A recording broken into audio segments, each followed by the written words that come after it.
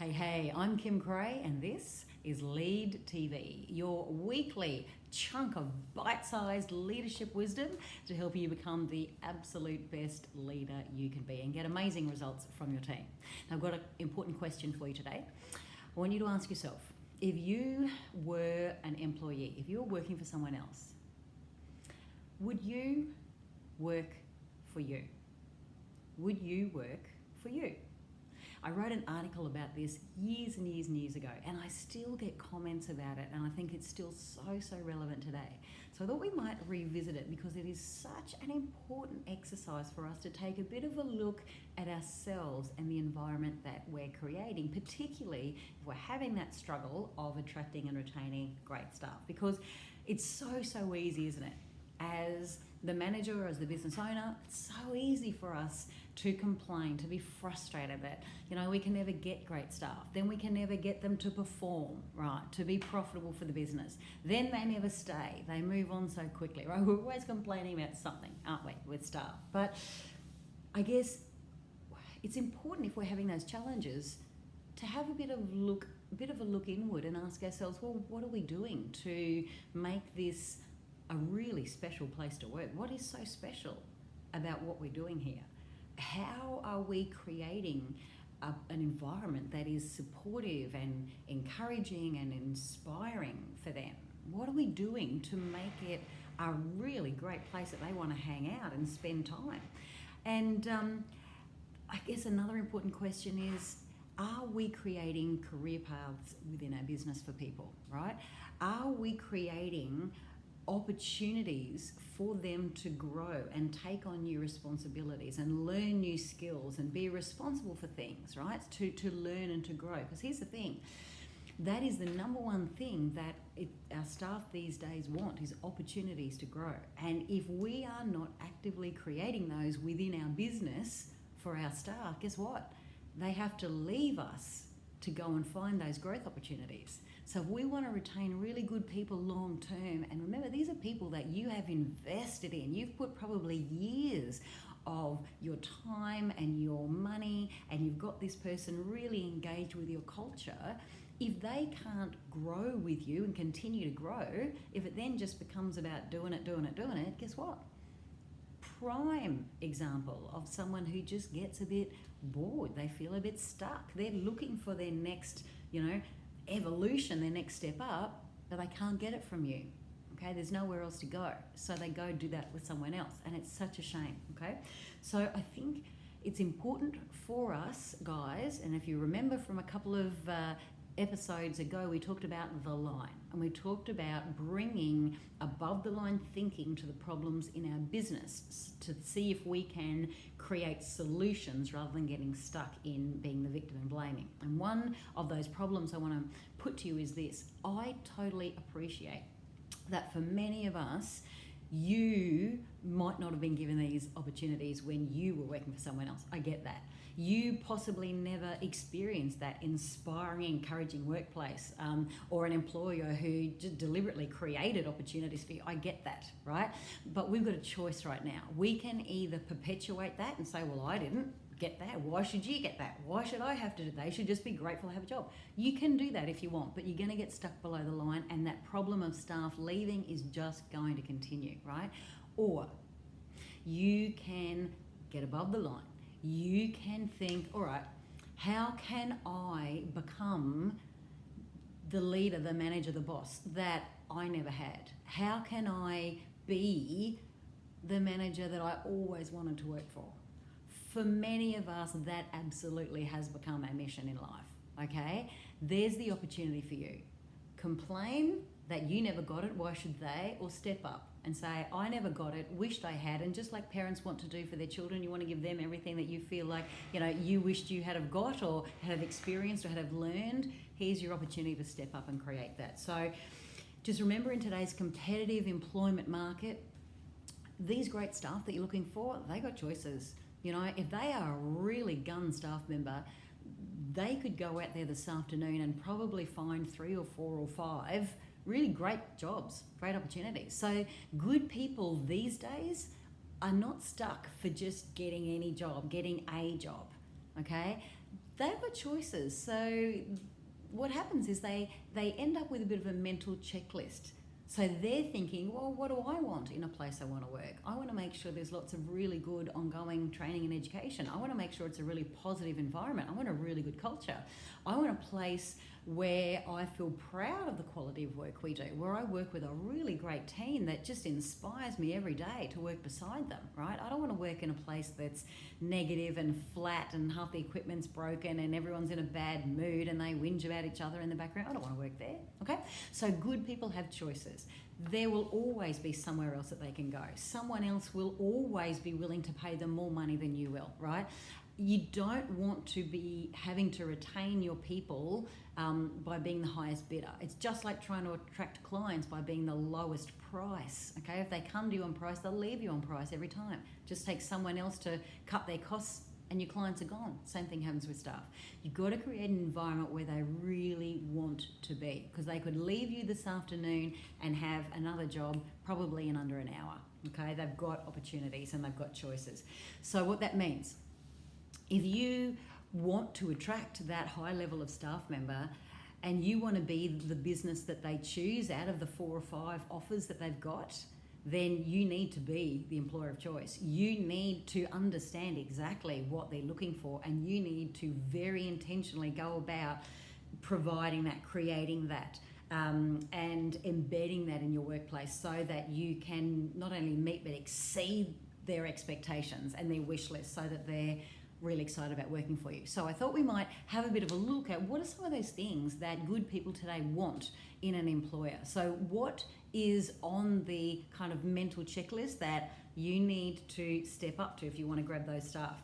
Okay, number 1 is a vision, an inspiring vision. No one is excited by the thought of going to work, doing it over and over again. Okay, it's got to be more than just about a paycheck. It's got to be more than just turning up and doing whatever it is that you do. Okay, doing facials, doing skin treatments, doing haircut, whatever it is that your service provides. It's got to be about more than just doing that. As I said, your team want to be inspired. They want to feel excited to be part of this team. They want to know that they're making a real difference. So don't be afraid to talk about what it is that we really do here. Yes, it might be whether it's a salon, whether it is a different kind of business, whatever business that you're in, understand what's the real value you provide to your customer. You're making them feel amazing. You are nurturing and pampering them. You're making them feel like a VIP. You're kind of filling up, their cup, if you like, so that they leave you restored, refreshed, confident, and almost showing up in the world as a different person because of that lovely dose of self-esteem that you just injected into them. That's magical stuff, okay? So you are lifting the world one client at a time. Now, you might have other thoughts on what it is that you do, all right? But that's the kind of thing I'm talking about. People have to truly understand the impact that they can have if they choose to on your clientele, and that's really, really exciting to them. Let me give you a bit of an example of what that might look like. And this is an old fable. So you may have heard this before, but there's an old fable that says a man was once walking past a construction site, a building site. And he noticed a lot of different tradesmen busily working away. There was lots of bricks and wheelbarrows and cement and things going on. And so he just wanders up to the first tradesman. He seemed like a bricklayer. So he wandered up to the first tradesman and said, "What are you doing?" And the bricklayer kind of looked at him and looked at the bricks in front of him and said, "Well, clearly I'm laying bricks. I'm a bricklayer, I'm laying bricks," right? I said, "Okay, right, thanks," and kept walking. So he approached the next tradesman, okay? And he said, "What are you doing?" And this tradesman gave a more technical answer. He said, "Well, what I'm building here is going to be one of the external walls that's going to become part of the facade of the building, and it's going to be load bearing. So it's really important that we get, all the specifics of the build really right. So this is a really important wall." Okay, and now I'm thinking, okay, that's important, I get that. But then he walks to the third tradesman, and he can notice that this tradesman is really taking care with the work that he does. He's being very, very precise. There's nothing near enough or good enough about it. This guy is excellent. And so he watches him for a few moments, and then he walks up to him and says, "I'm sorry to interrupt, but tell me, what is it that you're doing?" And the third tradesman said, I am helping to build the most magnificent cathedral. It's just going to be awe-inspiring. I mean, generations of people to come are going to look at this building and see its beauty and just be awed by the magnificence of this building. It's just going to be amazing. Okay? Now, can you see three totally different answers, three totally different mindsets? If you were going to work for one of those bricklayers, who do you want to work for? I don't know about you, but I want to work for number 3. I want to help build a magnificent cathedral. I don't just want to come to work and lay bricks and take a paycheck and go home, okay? I want to be part of something amazing. Help me build the cathedral if they're your staff. You get it? That's an inspiring vision. So you got to have a think about that. What is it that you do? Give them goosebumps with your vision or your big scary goal. What is it that, you know, do you want to be the number 1 salon in the area? Do you want to win, you know, hairdresser of the year or salon team of the year? Do you want to be a $1 million salon, a $5 million salon? Like, what's your big scary goal that gets your team going, yeah, we can do that, let's do it, okay? You got to have a why. All right, now, after that, okay, after you have got clear on that vision and you've been able to articulate it really, really clearly to your staff, next, you've got to have a little bit of structure around that, right? So you've got to give your staff clear direction. Let me tell you, there's nothing more frustrating for staff than having to guess what you want. We don't do them any favours when we think it's just common sense. They've come from a great previous employer. They should just know this stuff, right? You've got to explain exactly what you want, be able to communicate it. And even better, you know what? All of those extra little precise touches that you do, which means you've got the massive clientele, you got to get them out of your head, okay? Because your staff can't see them in there. And the reason that you're so frustrated that they don't do what you do is because they don't understand it like you do.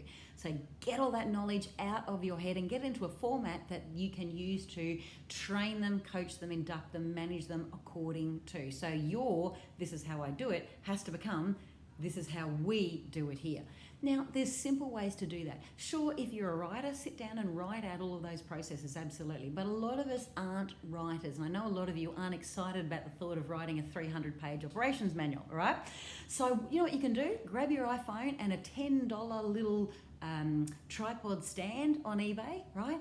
Pop your iPhone up there and do a series of short 2, 3, 5-minute videos on everything from this is how we greet a client, this is how we gown a client, this is how we present refreshments, not like this, but like this, okay? This is how we answer a telephone call, this is how we make an appointment, these are the 5 essential steps that must be included in every consultation. This is the information that must be recorded for every client visit. Okay, etc., etc. You get the drift. So just brainstorm all of those points, what you think are important for your staff to do, what you want them to follow. Set up your camera or your phone, off you go. Just start making a series of videos, put them on a private YouTube channel, and boom, there's your operations manual, okay?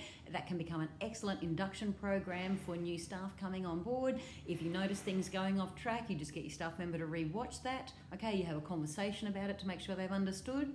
That's your clear direction. So do them a favor, help them be successful for you. Show them how to win, show them exactly what you want, get it out of your head, all right? Okay, next,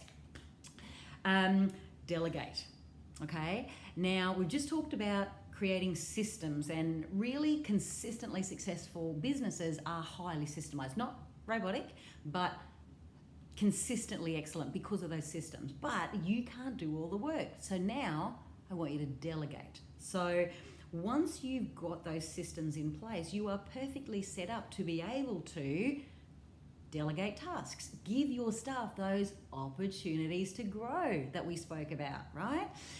Now, what is super frustrating for staff is a manager who is a control freak, who continually jumps in and says, oh, let me do it. Oh, no, not like that. Here, nobody does it like me. Give it to me, give it to me. No, you can't have that client. You don't do it like I do. Give it to me. Give all the clients to me. Gee, I'm so tired. I'm so stressed. I don't have a life, but I'm not letting anyone else do any of these clients. See the problem? We're doing it to ourselves, right? So in service industries, the only way you're ever going to scale your business, right? So if you want a life, if you want to get away from your business, if you want a lifestyle, the only way you're going to do that is by growing people around you, okay? Get the knowledge out of your head, capture it into a format that you can train, give people the opportunity to grow, and stop jumping in and taking away from them when they make a mistake. That just says, I don't trust you, okay? Develop the skills of coaching them, guiding them, and sticking with it until they get the result that you want. Boom. Sun comes out, clouds part, angels sing, boom, you've got your life back, okay? It is worth that extra time that it will take. Stop jumping in and doing it all yourself, okay?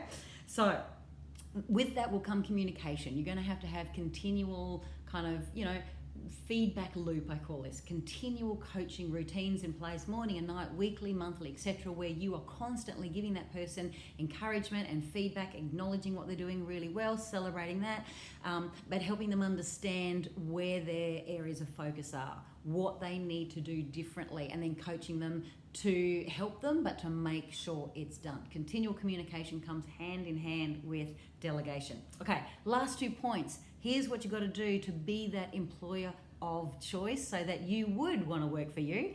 Last 2 things. Number 4, I think we're up to.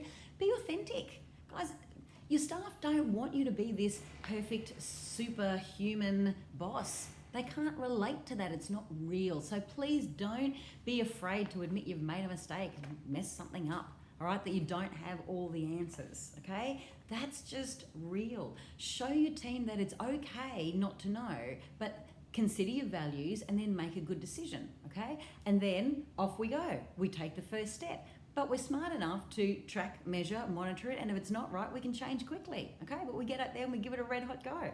So I guess what I'm saying is your staff need someone real. They need for you to show them that it's okay to make a mistake but learn from it, to admit that they've messed something up immediately. Don't hide it. So you've got to demonstrate those things. Make it okay to, mess something up, learn from it, correct it, and, be better in the future. Admit when you're wrong, apologize for it, and we all move on, okay?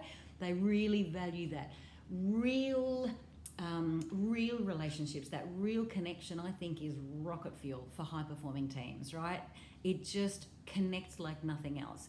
If you're pretending to be Miss Perfect, then it's kind of like there's like a wall between you and them, because they can sense, this isn't, it's a bit fake. It's not authentic, okay? So don't be afraid to be yourself. Admit when you haven't got it right, but take responsibility, get in there and fix it if it needs. Last thing I want to talk about is enthusiasm. Now, of course, wouldn't you want to work for someone who's excited and enthusiastic and makes coming to work fun? Or do you want to work for someone that drags their feet in, don't talk to me until I've had my 3rd coffee, I'm not a morning person, good morning, is it? Right, yeah, right? Or who's constantly whinging and complaining about the clients and the lack of foot traffic and centre management and staff, right? Who do you want to work for? Of course you want enthusiasm. I find really high-performing teams are often run by someone who just oozes enthusiasm out of every pore of their skin. You can feel it. Honestly, when I walk into a business, I can sense, I just need to sit there for a minute or so, and I can sense straight away whether this is a business that is going to be kicking it and profitable, or whether this is a business going to be flat, because there's a really clear link between the energy of a business and results and what goes in that cash register. So money goes where energy flows.